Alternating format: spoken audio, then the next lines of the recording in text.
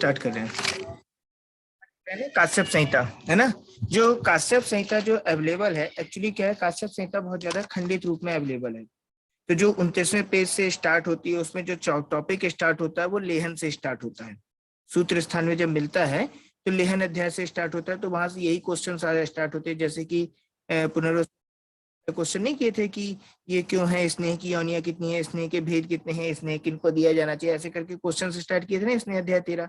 उसी तरह लेहन वाला चैप्टर स्टार्ट हुआ, तो वहां पे पूछा कि लेहन क्या है, किसको करवाना चाहिए, इसके क्या लाभ होते हैं, इस तरह करके क्वेश्चन स्टार्ट हुआ। तो ये वाला जो तुम्हारा चैप्टर है काश्यप संहिता, देखो यहाँ भी वही पे लेहन है, कुछ लाइनें ऊपर नीचे जरूर लिखी हुई हैं। तो जैसे कि ये जो गर्भिणी वाला लिखा है ना, ये ऊपर नीचे लिखी, तो काश्यप जब पढ़ाऊंगा तो उसमें तुम्हें मिल जाएगा। यहाँ तो काश्यप संहिता जो सूत्र स्थान में सबसे पहले लिखा है कि गर्भिणी के अन्य रस के सेवन से निर्मित रस के 3 भाग होते हैं। ये क्वेश्चन तुम्हें प्रभाकर राव में पारिक में मिल जाएगा, 2 बार 3 बार आया हुआ है। जो गर्भिणी अन्न लेती है तो उसके क्या डिवीजन होते हैं, ये सेम लाइन चरक ने भी बताई है, सेम लाइन काश्यप ने भी बताया है। तो गर्भिणी जो अन्न लेती है तो एक भाग माता के स्तन की वृद्धि करती है, गर्भ को पुष्ट करती है, और साथ में क्या करती है, माता की पुष्टि करती है। तो ठीक है, जो खाना खाते हैं तो वो तो होता है। एक्चुअल में क्या होता है, जो फीमेल प्रेगनेंसी के बाद जो उसमें डेवलपमेंट आते हैं वो चीजें इन्होंने लिखा है। ये क्वेश्चन आ चुका है, मार्क करना। चरक में भी सेम लाइन मिलती है, काश्यप में भी सेम लाइन मिलती है। फिर इसका लिखा है प्रकृति के भेद। तो जब तुम सूत्र स्थान पढ़ते हो तो सूत्र स्थान में वहां पे उन्होंने काश्यप में प्रकृति के भेद पहले तो उन्होंने बताया कि स्थूण करके कि जो बालक होता है उसकी 3 प्रकृतियां होती हैं, वात होती है, पित्त होती है और कफ होती है। वात प्रकृति का हो जाएगा, पित्त प्रकृति का हो जाएगा, कफ प्रकृति का हो जाएगा। जब नेक्स्ट आगे श्लोक में बढ़ते हैं तो वहां पे उन्होंने क्या किया है, जो द्वंद्वात्मक प्रकृति है, संसर्गाजित प्रकृति है, उसका भी डिस्क्रिप्शन दिया है। ठीक है, वातज पित्तज हो जाएगी, वातज कफज हो जाएगी, सन्निपातज हो जाएगी। तो वहां पे भी उन्होंने बताया कि जो समस्थूण प्रकृति होती है वो श्रेष्ठ मानी जाती है।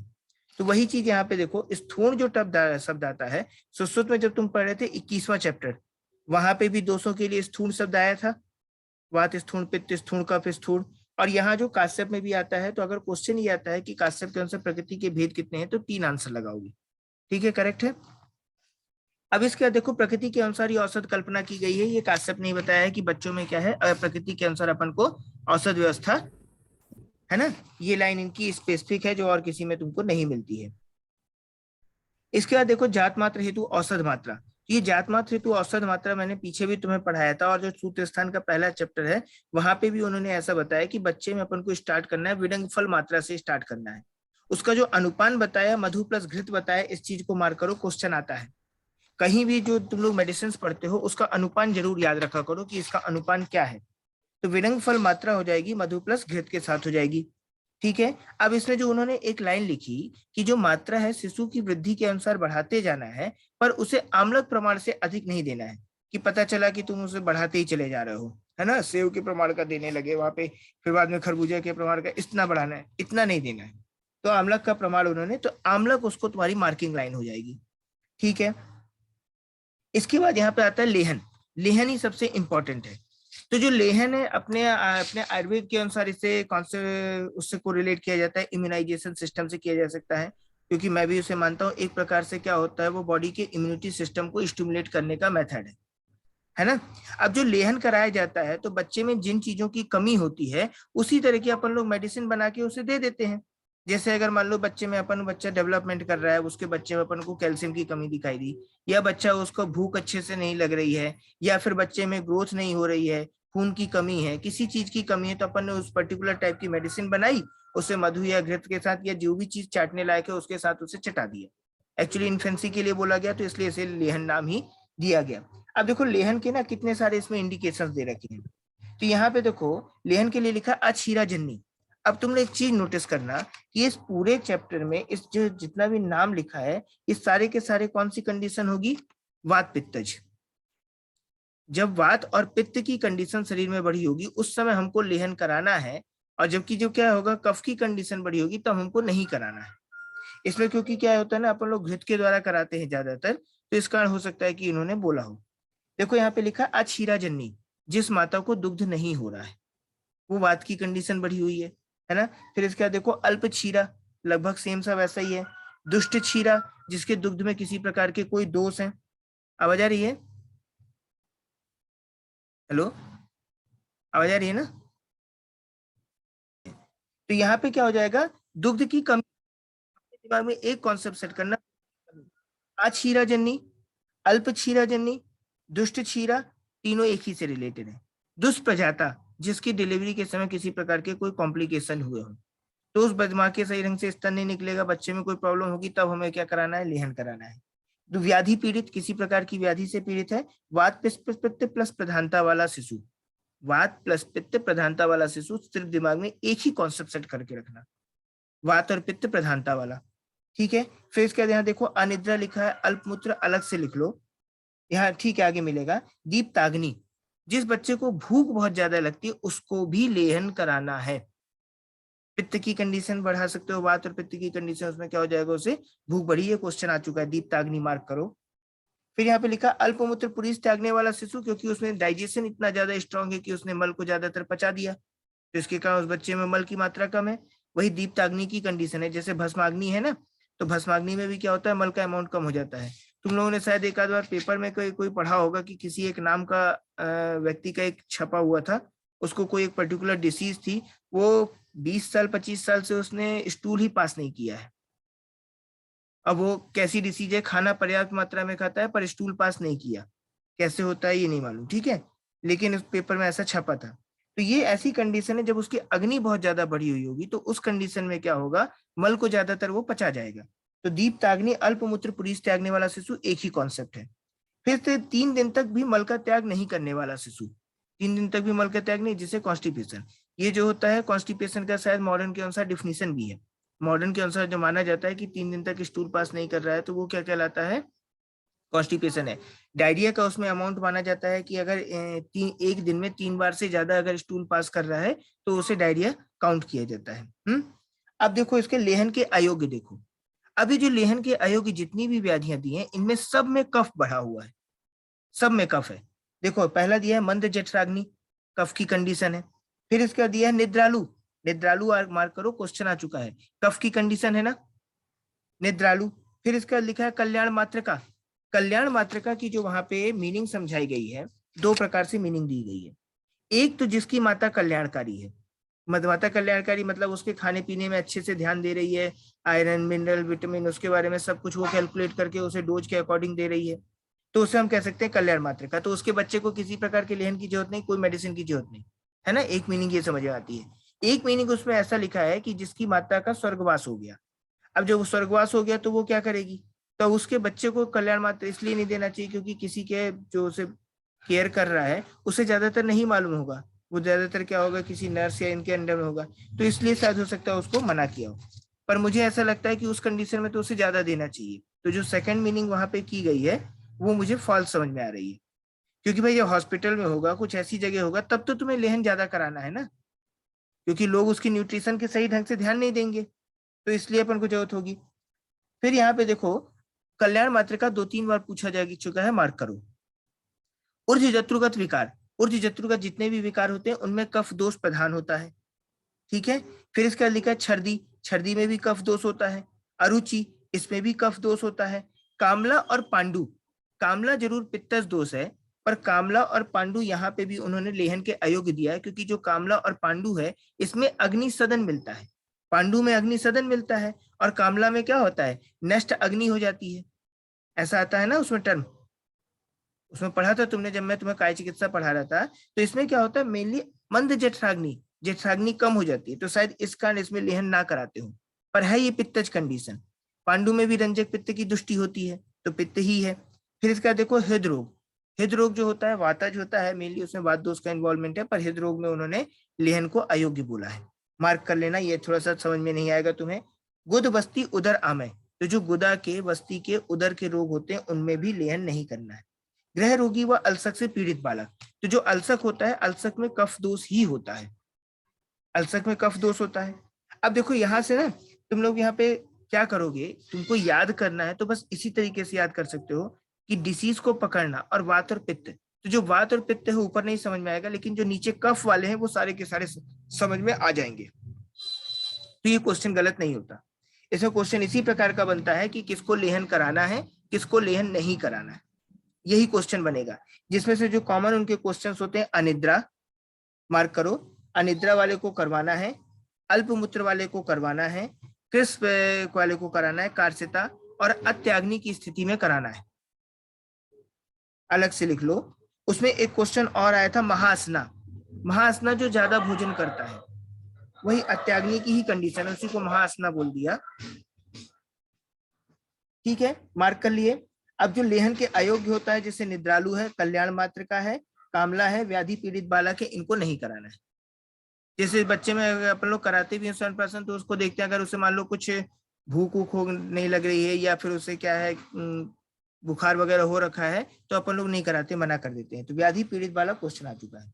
अब जो लेहन कराते हैं वो पूर्वाभिमुखी होके कराते हैं, ये तो तुमको मालूम है, हम सब काम पूर्वाभिमुखी होके ही कराते हैं। इसके दो स्पष्ट गुण बताए हैं कि 1 मास में मेधावी और 6 मास में सूत्रधर हो जाता है। ये क्वेश्चन तो कई बार आ चुका है, ये क्वेश्चन कई बार आ चुका है कि 1 मास में बच्चा मेधावी हो जाता है और 6 मास में श्रुतधर हो जाता है। मार्क कर लो। इसके जो 3 घृत बताए गए हैं, देखो कल्याणक घृत हो जाएगा, पंचगव्य घृत हो जाएगा, ब्राह्मी घृत हो जाएगा। केबीपी याद कर लेना, केबीपी है ना। तो कल्याणक घृत हो जाएगा, पंचगव्य घृत हो जाएगा, ब्राह्मी घृत हो जाएगा। कौन बनेगा करोड़पति आता है ना, तो ऐसे कुछ बना लेना, केबीपी से कुछ ऐसा बना लेना। तो कल्याणक घृत हो जाएगा, पंचगव्य घृत हो जाएगा, ब्राह्मी घृत हो जाएगा, बहुत बार पूछा जा चुका है। अभय घृत जो होता है ग्रह बाधा हरण होता है, ये भी उसी पहले चैप्टर में मार्क आ चुका है, पहले चैप्टर में ही है ग्रह अभय घृत। अब ये अभय घृत वहां पे जो उसके कंटेंट है वो सब अपन को वहीं पे पढ़ा देंगे। इसमें ना तुम लोगों को जो घृत के नाम है जितने भी, ये याद रखना कि ये किसने बताए हैं। ये सारे के सारे तुम लोग पढ़ रहे हो काश्यप में, तो ये सारे घृत किसने, काश्यप ने वर्णित किए। अभय घृत का वर्णन किसने किया, तुमने जैसे जब बाल ग्रह पढ़ रहे थे तो कल वहां पे अष्टमंगल घृत आया था, अष्टमंगल घृत। तो अष्टमंगल घृत का बाल ग्रह में वर्णन आया, ये याद रखना है। फिर यहाँ देखो अब ये दूषित दुग्ध एवं ग्रह दोष, ये मैं पीछे तुम्हें पढ़ा चुका हूँ। दूषित दुग्ध एवं ग्रह दोष की जो धात्री में हो जाएगा, फिर से एक बार बता देता हूँ कि अगर माता के दुग्ध में कटु और तिक्त रस आ रहा है, तो बच्चा कौन से ग्रह से आकृष्ट होगा, शकुनी ग्रह से आकृष्ट होगा।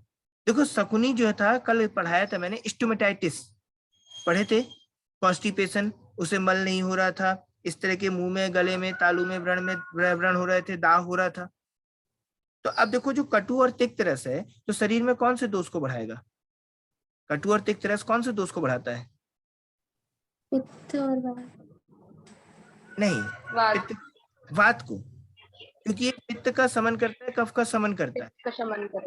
कटु तिक्त कषाय द्रव्य जो होते हैं उसमें भी तिक्त जो कॉमन होता है, जो कि क्या होता है, पित्त का समन करता है और कफ का समन करता है। तो इसके कारण शरीर में क्या होता है, वात दोष बढ़ता है। जब वात दोष बढ़ेगा तो कॉन्स्टिपेशन होगा ना, शरीर में रुक्षता आएगी। इसी कारण वहां पे शकुनी ग्रह से आक्रांत है। ये कॉन्सेप्ट हो गया, अभी आगे कोड बता दूंगा। सन्निपातिक में क्या लिखा है, स्कंद व षष्ठी ग्रह से आक्रांत, ये नहीं समझ में आता क्या है, तो इसे ऐसे ही समझेंगे अपन। और जो मधुर और कटु रस होता है तो पूतना ग्रह से आक्रांत, मधुर और कटु रस आएगा तो पूतना ग्रह से आक्रांत हो जाएगा। अब ये इसका कॉन्सेप्ट भी नहीं समझ में आता, तो तुम लोग याद कर लो, पहला एक शब्द लिखो शक्ति, शक्ति। तो सा से शकुनी ग्रह हो जाएगा, का से क्या हो जाएगा, कटु हो जाएगा, ती से तिक्त हो जाएगा। शक्ति, शकुनी, कटु और तिक्त ग्रह।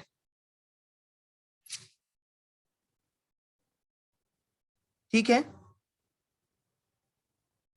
मार्क कर लिए। सन्निपातिक में देखो सा सा ही है, सन्निपातिक के स्कंध है, षष्ठी है, ट्रिपल एस या फिर सा अपने दिमाग में रख लेना। और जो पूतना थी वो कैसी थी, मक्कार थी। तो जो मधुर है कटु है, पूतना राक्षसी थी ना, तो मक्कार याद कर लो उसमें, तो मधुर हो जाएगा और कटु हो जाएगा। ठीक है, ये इसमें से कटु और तिक्त वाला क्वेश्चन आ चुका है, और ये सिर्फ यहीं से इतने से क्वेश्चन आते हैं, इतना ही याद रखना। फिर इसके बाद आते हैं दूषित दुग्ध का प्रभाव। तो दूषित दुग्ध का प्रभाव देखो, ये तुम लोग पढ़ चुके हो, तैल वर्णी, बलि तुल्य, घृत वर्णे, महाधना, यशस्वी, धूम वर्णी, तो शुद्ध सर्व गुणोदिता, बार बार पढ़ा चुका हूं। अब देखो इसको फिर से एक पढ़ सकते हो। मधुर रस, जब तुम चरक सूत्र 26 में रसों के गुण पढ़ोगे, वहां भी बताया मधुर रस क्या होता है, बहुमूत्र मारुता, ये क्या करता है, मल मूत्र की क्वांटिटी को बढ़ाता है।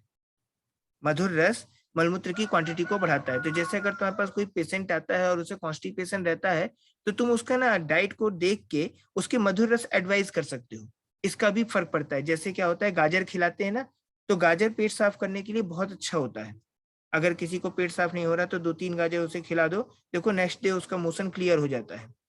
तो मधुर रस इससे याद कर लोगे, बहुविण मूत्र मारुता, मल और मूत्र को बढ़ाने वाला। और जो कसाय रस होता है उसका जस्ट अपोजिट होगा, मूत्र विड ग्रह। देखो 6 रस है, उनमें सबसे लास्ट में कसाय, सबसे ऊपर मधुर है। मधुर, अम्ल, लवण, कटु, तिक्त, कसाय। ठीक है। अब इसके बाद तेल वर्णी जो होता है बलवान होता है, तेल हमेशा बल के लिए किया जाता है। घृत जो होता है धनवान व्यक्ति होता है, वही यूज करता है। महाधना कम से कम मैं चौथी बार पढ़ा रहा हूँ। फिर इसका धूम्रवर्णी जो होता है यशस्वी होता है, ये जो धूम मचाएगा उसका यश फैलेगा। फिर इसका जो शुद्ध स्तन हो जाएगा वो सर्वगुणोदिता हो जाएगा। चौथी बार है, अब मैं ज्यादा डिटेल नहीं करूंगा। बगल में दूषित स्तन्यजन्य चिकित्सा, तो धात्री का नित्य संशोधन करना चाहिए और वाजीकरण औषधि सिद्ध स्नेहपान कराना चाहिए। ये इंपॉर्टेंट है। जब मदर में मिल्क प्रोडक्शन नहीं होता है तब भी अपन उसे क्या करते हैं, वाजीकरण औषधियों का सेवन करवाने को बोलते हैं। समझ गए? वाजीकरण औषधियों का सेवन कराने को बोलते हैं। अब देखो यहाँ क्षीर जननाथ द्रव्य है, तो क्षीर जनन के लिए मैंने तुम्हें पूरा एक पीडीएफ पढ़ा रखा है पूरा डिटेल में, चरक का, सुश्रुत का, काश्यप का, वो तुम लोग वहां पे पिछले वाले वीडियो में देख लोगे। मधुर अन्नपान है।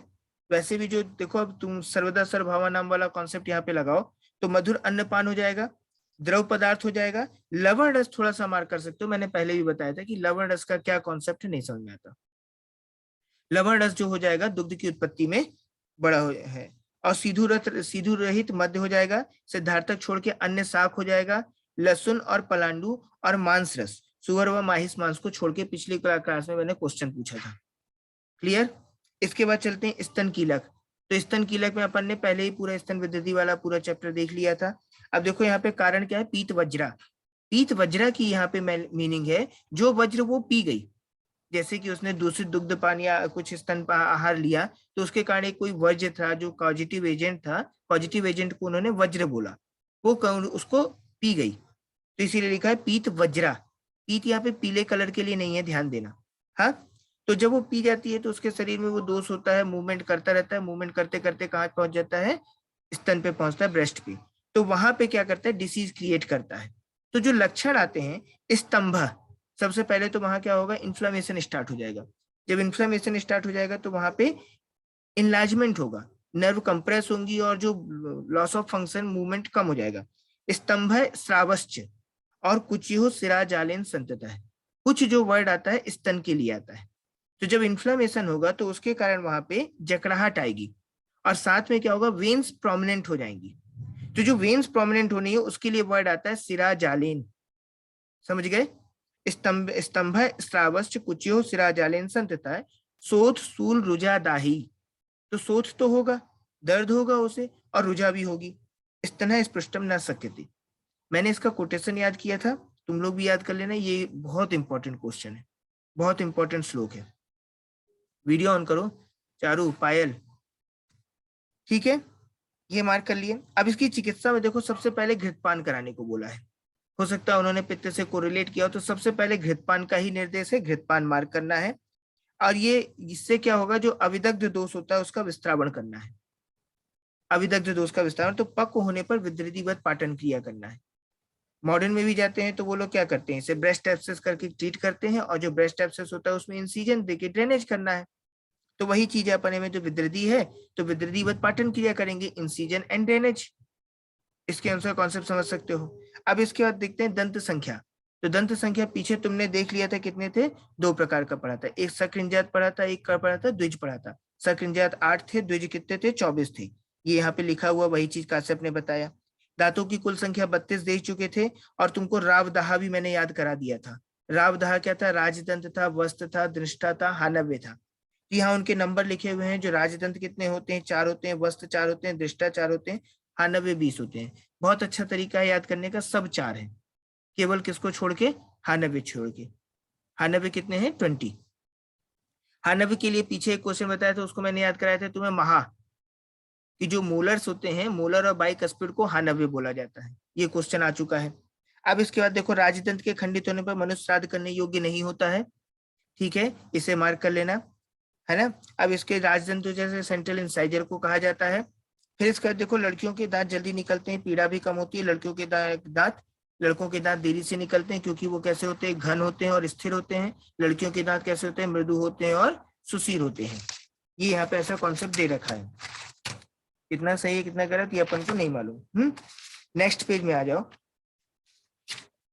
जब नेक्स्ट पेज में यहाँ पे देखो, विकृत दंत उत्पत्ति शांत्यार्थ मारुति इष्टि यज्ञ। कल जब मैं पढ़ा था तब भी मैंने तुम्हें बताया था कि दांत तो गणेश भगवान के टूटे थे, पर ये पूजा हनुमान जी की कर रहे हैं। अब ये क्यों है? अब हो सकता है हनुमान जी बलशाली रहे हैं, इस कारण उनकी पूजा करने को बोला गया हो। जैसे क्या होता है, कोई स्कूल कॉलेज में भी पढ़ते थे, जो लड़ाई हो जाती थी तो दांत ही टूटते थे, तो जो स्ट्रांग लड़का था उससे दोस्ती बना के रखते थे। तो इसी तरह जो हनुमान जी उनकी पूजा ऐसे याद रखना। फिर देखो लिखा है यहाँ पे, हीन अंग अधिक अंग होने पर स्थाली पाक प्रजापत्य इष्टि यज्ञ का। तो जब हम पढ़ते थे तो हमारे सर ने उन्हें याद कराया था कि जितने अंग कम हो जाए या जितने अंग बढ़ जाए उतने थाली का भंडारा करवा देना, है ना। तो यहाँ पे स्थाली पाक, ये स्थाली पाक जो है समझ में नहीं आता क्या है, पर तुम लोग इसे ऐसे ही रट लो, स्थाली पाक के। वैसे पाक जो होता है, जैसे अपन ने भानु पाक पढ़ा है, चंद्र पाक पढ़ा है, तो जो स्थाली एक यंत्र होता है, स्थाली एक यंत्र होता है जिसमें रस्ता से पढ़ोगे कि वो थाली जैसा ही होता है, जिसमें अपन को कोई चीज भूंजना है या कुछ गर्म करना है उसके लिए यूज किया जाता है। अब प्रजापत्य है क्या है, नहीं। तो स्थाली पाक प्रजापत्य इष्टि यज्ञ का निर्देश, दो यज्ञ, दो इसमें आते हैं, एक मारुति इष्टि यज्ञ है और स्थाली पाक प्रजापत्य इष्टि, ये नाम याद रख लेना। तो इसमें ये याद रखना कि दांत टूटा होगा, विकृत होगा तो मारुति, और अधिक होगा या कम होगा तो अंग कम होंगे या अधिक होंगे तो हमें स्थाली पाक कराना है। फिर इसके बाद आता है, देखो कौन से महीने में दांत उगते हैं तो उनके क्या सिम्टम होते हैं। ये तुम्हें मैं कल पूरा पढ़ा चुका था, पर एक बार फिर से इसे मैं पढ़ा देता हूँ। चौथे महीने में जो दांत होते हैं, दुर्बल, आसू छेड़, आमय बहुल। आसू छेड़ को मार्क करो। चौथे मास में जो दांत निकल रहे हैं मतलब सबसे पहले आ जा रहे हैं, तो वो कमजोर तो होंगे ना। जब दुर्बल होंगे तो जल्दी गिरेंगे, जो पेड़ जल्दी उग जाएगा, जड़ी जमीन अच्छी नहीं बनेगी तो जल्दी गिर जाएगा। आंसू छेड़ मार्क कर लो। पांचवें महीने को ना सेंसिटिविटी से याद कर लो। 5 लोग जब बैठे होते हैं तो सेंसिटिव रहते हो ना, पंचायत बैठी होती है तो सेंसिटिव रहते हो। तो देखो संदनाश्च, संदनाश्च का मतलब होता है हिलने वाले, है ना। पंचायत किसी को भी हिला सकती है, ऐसा करके याद रखना। प्रहर्षण, हर्ष उत्पन्न करना। सर हमारे नोट्स में नहीं है शायद। दिया, आगे पीछे दिया होगा देखो।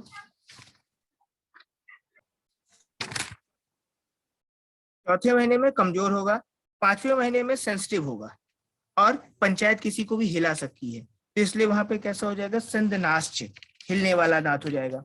6वें महीने में देखो कैसा लिखा है, मैंने कोरिलेट कराया था छक्कों से। छक्कों की जब एक्टिविटी देखना, छक्के चलेंगे तो टेढ़े मेढ़ चलेंगे, है ना। फिर जो बोलेंगे या फिर वो क्या करते हैं, अजीब टाइप का मेकअप करते हैं, तो लगता है जैसे थोड़े गंदे से हैं। अब देखो वहां पे प्रतिपाश्च, टेढ़े, तो टेढ़े दिखाई देंगे, दांत भी वैसे होंगे। मल ग्रहण, नहाएंगे नहीं, साफ सफाई नहीं करेंगे, एक्स्ट्रा मेकअप करेंगे तो ऐसा लगता है जैसे कुछ गंदगी लगी हुई है। और घुनद हो जाएंगे, कीड़े लगे हुए। ये थोड़ा सा एक अलग से याद कर लेना। तो जहां गंदगी रहेगी वहां कीड़े लगेंगे। और विवर्ण वर्ण अलग से लिख लेना, विवर्ण लिख लेना, कलर चेंज हो जाएगा ना। वैसे हमारे दांत सफेद दिखते हैं, पर जब उनमें गंदगी लगी रहेगी तो वो कैसे हो जाते हैं, पीले हो जाते हैं, काले हो जाते हैं, तो विवर्ण हो गए ना।